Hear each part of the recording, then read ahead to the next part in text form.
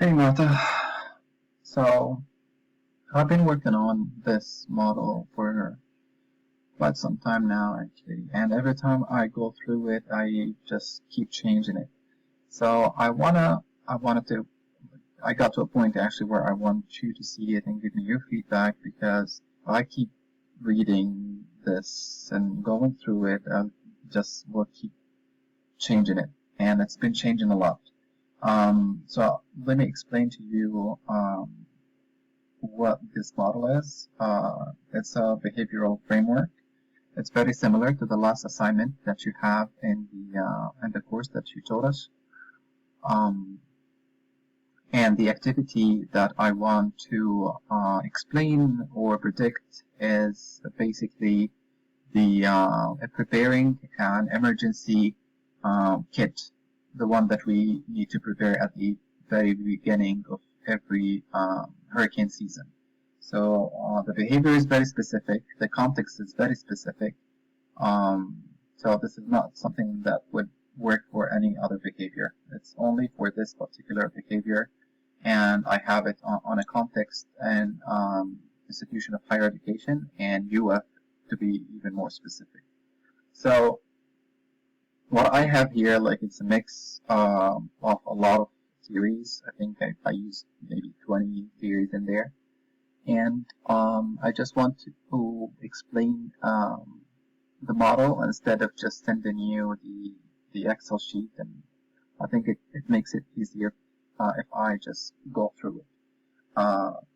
So at the beginning, I started with the background. This is similar to a theory of planned behavior, where you have a personal, cultural, socioeconomic background. It has like ethnicity, knowledge, religion, age, income, education. Knowledge in this context and the background refers to knowing what an emergency kit is. You don't really have to know what's in it. You just need to know that what is the purpose of an emergency kit.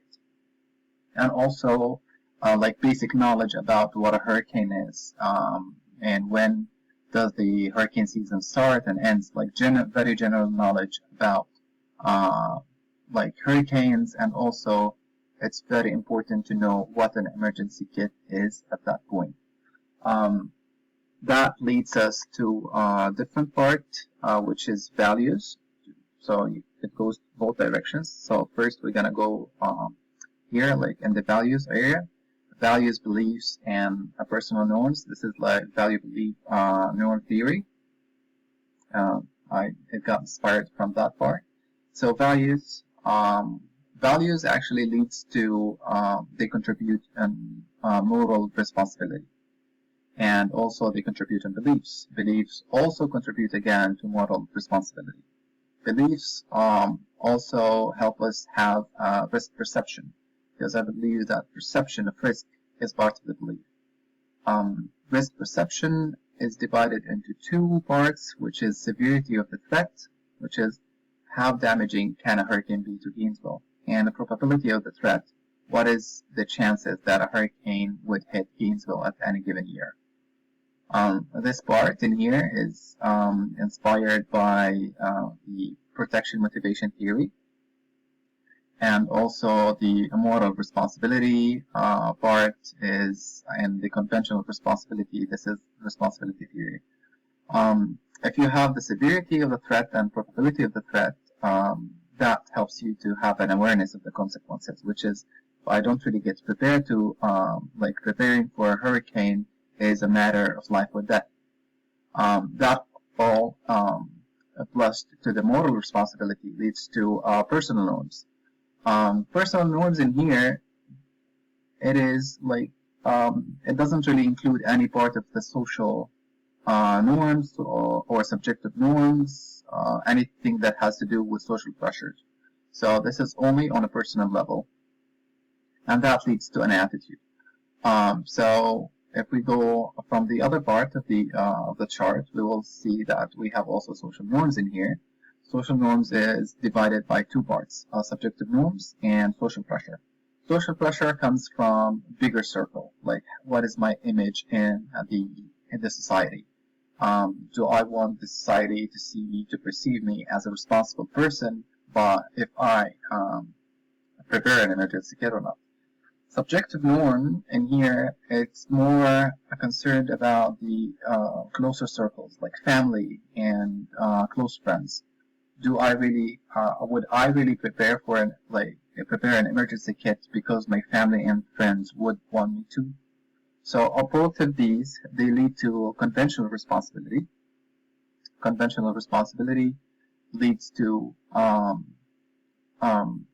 attitude. So personal norm and conventional responsibility, both of these, they help us to get to the attitude point. So in here you can see a theory of planned behavior, value, beliefs, norms theory. You can also see responsibility theory in here, protection, motivation theory, and also the awareness of consequences and the part of the responsibility. That's the norm activation theory as well.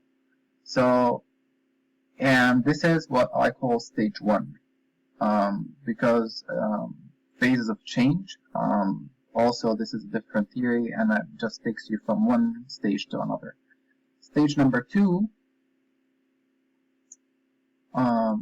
starts with an attitude, and you have a procedural knowledge and efficacy. Efficacy, of course, it's just mentioned in so many different theories, but there's the self-efficacy and outcome expectancy, so a whistleblower theory. So that leads to agency thinking, and here you can also see hope theory, and you have the outcome expectancy, which is the efficacy of the plan. Is it effective or not? Procedural knowledge here, it has, it would mean basically that you know what exactly the items in an emergency kit that you need to get. This is like more specific kind of knowledge. And also the attitude that got it was shaped through stage one. All of that leads to intention. And intention, there's also like a shortcome also for the intention, which is significant life experience. If you have a significant life experience, if you've been a survivor of the hurricane, and that affected you in the past, you might skip all of this and just head to the intention immediately. So this is a shortcut for intention, but the normal cases, it wouldn't come from that one. It would come from attitude, procedural knowledge, and efficacy. That helps you to have intention. And once you have intention, you go through, you have a choice of two. You can go with the central route, which means that's like more mentally demanding, and also the other route, which is less demanding on a mental level. If you want to go with the central route, you will have to go through a self-education. You will have to go and search to see what exactly needs to be done and how it's to be done and what is the best way to have an emergency kit and where to buy the stuff from, and all of that. That also leads to an evaluation, and from evaluation you go to adaptation, which is basically the behavior. If you choose to go with the less mental demanding route in here, you go with observation, basically looking around and see what people around you are doing, what your family or friends are doing or buying and putting in that emergency kit and doing like them. So I think this is like less of a central route, and that also leads to one point on evaluation. Then you can go with the adaptation. Also here you can see this is the likelihood, like elaboration theory with the central routes, and also having different paths, and the agency thinking. This is also hope theory. Direct and indirect theory for Miller and Miller. You can see it here. So observation and evaluation is basically an indirect experience. And also observation, evaluation, and adaptation of the behavior. This is what we refer to as a social learning. From adaptation, we now moving to the last stage. We have adaptation of the behavior, and adaptation of the behavior leads to something else, it could lead to a diffusion of innovation, which is a different theory. But once you adopt a behavior, people around you, there's a chance that they would see what you're doing and you would be influencing their behavior as well. And also you get into a self-regulation. This is where you see the self-regulation theory. Basically, after you adopt it, you learn from your own experience. So you self monitor, evaluate, and you modify. And most likely that would happen on the second time you prepare an emergency kit, whether it's in the same hurricane season or in the one that follows. So see, this is stage 3 and the stage 2, and we start with stage 1. When it comes to the feedback loops, you would have, like, after the modification, that would lead back to, that would change basically the way that you adopt the behavior or you practice the behavior again. And also stage number 3 entirely feeds back into this small section, and stage 2, which is the attitude, procedural knowledge, and efficacy. Once you do it, the self-efficacy or the agency thinking and the outcome expectancy changes, and also the procedural knowledge changes, and also your attitude about it. So this is the 2 feedback loops. So that's, and like, I'll try to summarize whatever I have in here. I will send you the Excel sheet, so you will find it attached in the email. And also, just let me know what you think.